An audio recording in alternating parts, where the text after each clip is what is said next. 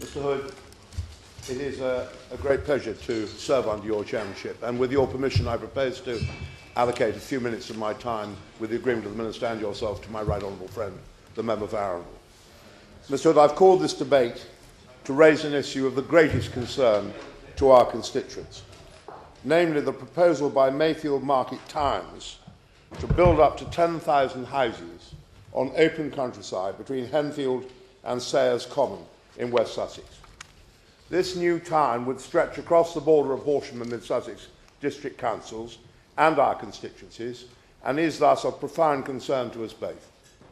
The proposal is totally and wholly inappropriate and is causing the greatest possible local concern and anxiety. But I want to say from the outset, Mr. Hood, that both my right honourable friend and I acknowledge, of course, the need for new houses. We accept that these are required to meet the demands of a growing population and to meet the worthy aspirations of our young people to live in their own houses. But it is our strong view that schemes such as the Mayfield's New Town project are not helping to achieve this aim, but indeed are seriously hindering it, and in the process gravely undermining support for this government's flagship commitment to localism. Why is Mayfield's such a thoroughly bad scheme? Its proponents call this putative new settlement a market town. This is arrant nonsense, since there would be minimal local employment. It would, as the excellent Sussex CPRE have observed, be a commuter town, since almost all of its residents would in fact travel to other areas of work. The glossy brochure produced by Mayfield Market Towns absurdly suggests that its new residents would work where they live, or walk, cycle, or take the bus to their employment, leaving the car at home. Mr. Hood, even the most zealous supporter of this scheme, and there aren't many, would be very hard-pressed to describe it as being in any way sustainable. Apart from the destruction of beautiful countryside, valuable, good, productive agricultural land, the development is not on a railway line, nor is it close to a major road, and there are already serious flood issues in the area. With 25,000 people living in the new town, there would clearly be huge pressure on already very inadequate local infrastructure. These are just some of the reasons why Mid-Sussex District Council and Horsham District Council previously rejected the idea of a new town in this area in a report in 2010. That report concluded that, drawing on the lessons from earlier developments of new towns, it is clear that the development of 10,000 new homes will not create a self-sufficient community. Mr. Hood, my right honourable friend, the Communities Secretary, has said that he will not impose new towns on unwilling councils. I agree with him. That is entirely the right approach, strongly supported by my right honourable friend and I, and wholly consistent with the Localism Act and the National Planning Policy Framework. So it is my firm hope and expectation that the Minister will agree that any such proposal that has been rejected by the local council and is opposed by the overwhelming majority of local residents should not under any circumstances be permitted to overturn local plans. I want to make clear, beyond any doubt, that our district councils are planning responsibly for new housing. Mid-Sussex District Council, the authority that covers my constituency and 2 wards in that of my right honourable friend, has produced an excellent and formidably argued draft plan. That plan explicitly rejects large-scale developments like Mayfield's. It sets a clearly thought-out and substantiated housing target of 10,600 homes from 2011 to 2031. Outside the strategic sites identified, and the Mayfield site is not one of them, it states that the homes to be provided elsewhere in the district will come forward through neighbourhood plans. Furthermore, it calls for development which reflects the distinctive towns and villages, retains their separate identity and character, and prevents coalescence. And so, Mr. Hood, say all of us with a resounding cheer. This is anything but a NIMBY council trying to avoid housing growth.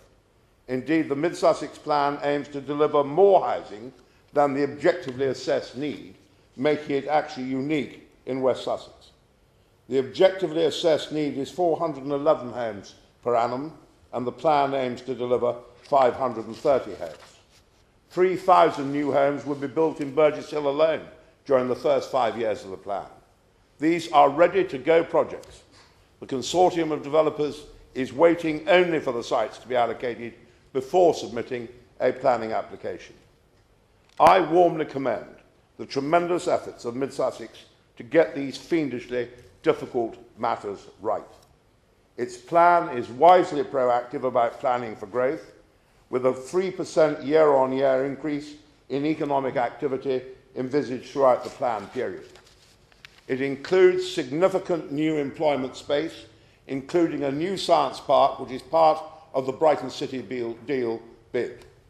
And all this, remember, in an area between the South Downs National Park and the high-wheeled area of outstanding natural beauty, which gravely limits the Council's room for manoeuvre.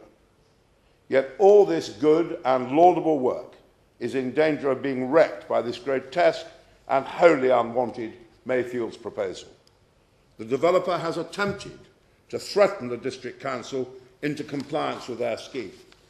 When this failed, they have continued to place obstacles in the way of the plan's passage. This is all thoroughly unhelpful and so destructive, because the longer this plan is delayed, the longer Mid-Sussex will remain susceptible to speculative development and planning by appeal, serving the interests only of developers and not at all of our local communities.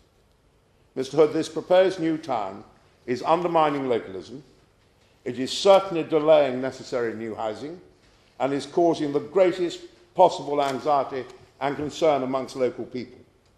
An admirable and energetic group, Locals Against Mayfair Building Sprawl, is rallying support locally and putting the case forward in formidable and accurate detail against this deeply unsuitable plan. But I want to tell my honourable friend, the Minister, this, that neither I nor my right honourable friend will accept this new town, and we will be deeply and abidingly unhappy if the government's planning reforms, which we loyally supported and which were meant to promote the principle of sustainable development and localism, allow such an appalling development to happen. We cannot allow the localism we promised and which local people supported to be overturned at the behest of developers. There will be lasting damage, not just to the countryside, but to the government. Our constituents expect us to honour their words, their party's words and commitments. And, Mr. Hood, we intend to see that they do. Nick Herbert. Thank you very much indeed, Mr. Hood, and it's a pleasure to join in the debate that's proposed by my right honourable friend. As he explained, we have a mutual interest in this proposed new town which crosses our two constituencies, and I endorse every word that my right honourable friend so ably said and share his deep concern about this proposal. I would like to